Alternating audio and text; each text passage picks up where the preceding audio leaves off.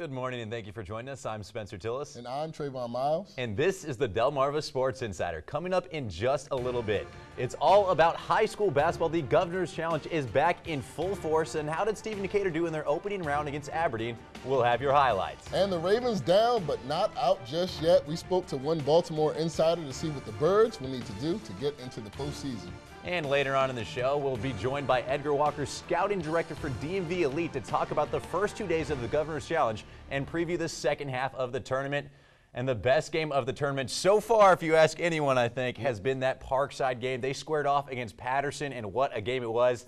Starts the way off the game we want to right here. A great steal leading to a dunk by Colin Gaynor, and he has the monster slam. A couple possessions later, Dejor Diggs gets loose on the fast break, takes the bump, takes the foul, and he puts that thing in for the and one. Rams were up, but the Clippers come back. Gary Blackston can't connect on the tough layup right here, but check out the 6'8" sophomore Cranmore. Gets the rebound on the putback up and in to go. We would go to the fourth. Rams were down 9 with 4 minutes to go, but they fight their way back. Diggs connects on the long ball right there. Lets me know about it too, and here we go. We have a ball game. Rams up 1, 15 seconds left, and check out Gaynor. The game-saving block right there. Gary Bridell comes up with a rebound, gets fouled, and how about the sophomore knocks down 4 huge free throws down the stretch as Parkside pulls off the huge upset, beating Patterson 69-67. I tell you what, this game had everything. How was the energy in that building? I mean, it was electric. It was seriously one of the best games I've seen to this year. But how about those Rams? I mean, you just cannot put these guys away. Think of the fact they played Bennett at home. They were down in that game late in it, and yet somehow they make the plays down the stretch. And I tell you what, a lot of credit as we start talking about on this supporting cast.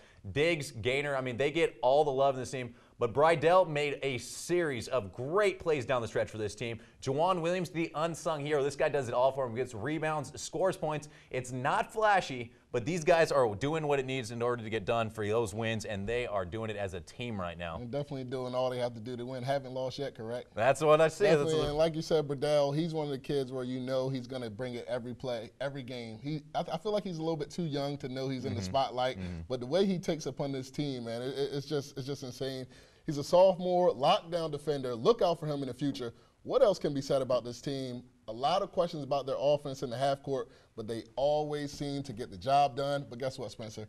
I have a feeling they'll see Patterson again down the line. I will not complain if we get that matchup again. Well, Parkside taking care of business on one court. You could feel it in the air that High needed to come in and make a statement that they, too, could compete with the big boys from across the bay. Indians taking on St. Maria Goretti's of Hagerstown. That is Torrey Brittingham with a beautiful pass finding LaDabrion Stanley underneath for the easy deuce. Tribe sticking it to the Gales.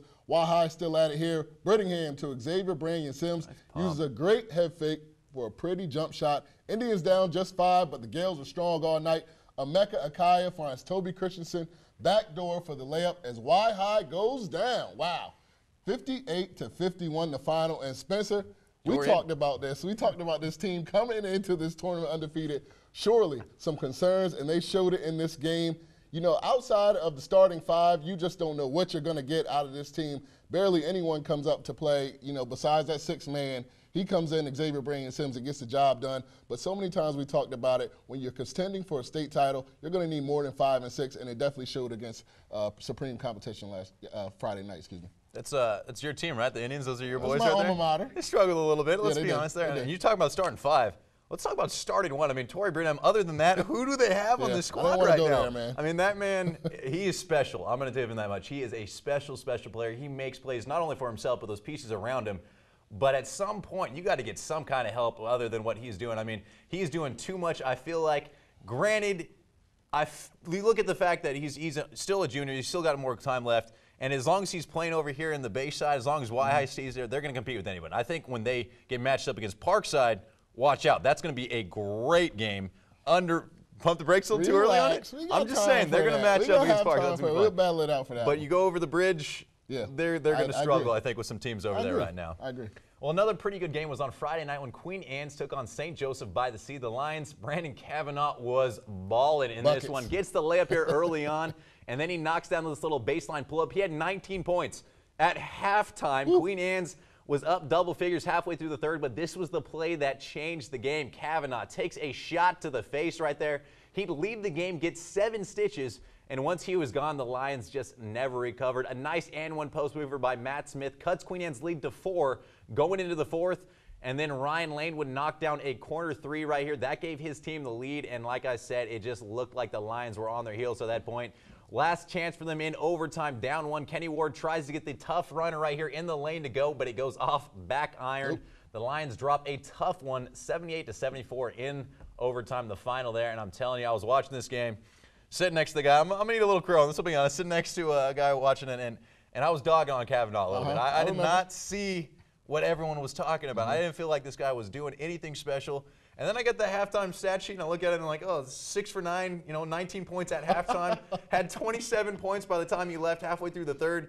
I mean, this guy balls. I mean, he lights it up, and it's so evident how much he does for this team, too. The moment he went out, there was not another playmaker on the court. There was no one else on that team trying to do anything with the ball. That guy does a lot. He's a special player. And how about him as well? 7 stitches that night, bounces back, plays in the game the very next day. I mean, hats off to him. Comes back and plays. Well, first of all, he's an athlete. We saw him at the end of football season come in from wide receiver and fill in for an injured quarterback at the end of the year into the postseason, and he played pretty well. I know what Kavanaugh can do, but it's a whole different team when he's out, as we saw Friday. So, I mean, we could talk about them all day. We could talk about Kavanaugh all day, but at the end of the day, what is Queen Anne's really going to do? Something in the north, maybe. I don't know what that's worth, but something in the north. Well, not only Maryland teams going in the Governor's Challenge, the Blue Raiders of Woodbridge, Delaware, went toe-to-toe with the Oakdale Bears, picked things up in the first quarter. Corey Schlee can't find a teammate, so what does he decide to do? Take it into his own hands. Tough bucket by the sophomore big man. Bears up 13-11 after 1. Woodbridge now undecided on what they want to do as well. So Corey Corbin gives it to the little man, Johnny Ross. He knocks down the tray in the corner. Blue Raiders hanging around.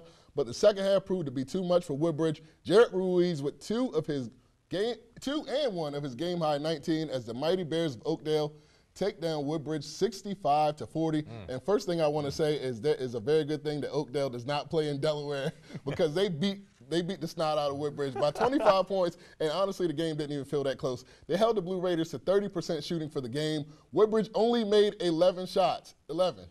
Oakdale held them to 7 points in the second quarter and 5 in the fourth quarter. I don't know what's up with the Raiders' offense. They have cold streaks a lot like that, even in conference play. Yeah, and it didn't get much better the next day. I mean, they struggled in that, obviously, in the first game against Oakdale. The second day they play Easton.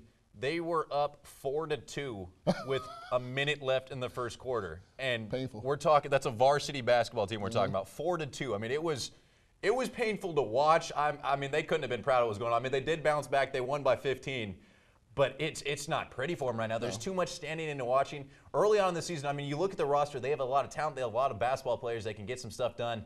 There's just too much one-on-one plays. There's not really an offense that they're running, it looks like, and it's just too stagnant, too much one-on-one. They need to find some kind of a system to kind of complement those players and put them in a position to win. Need to find something that they're going to have to do to win the South, the Henlopen South.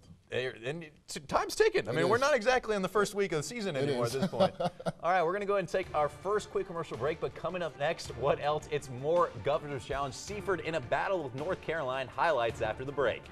This is Coach Dave Byer, head coach of Parkside High School. You're watching Delmarva Sports Insider.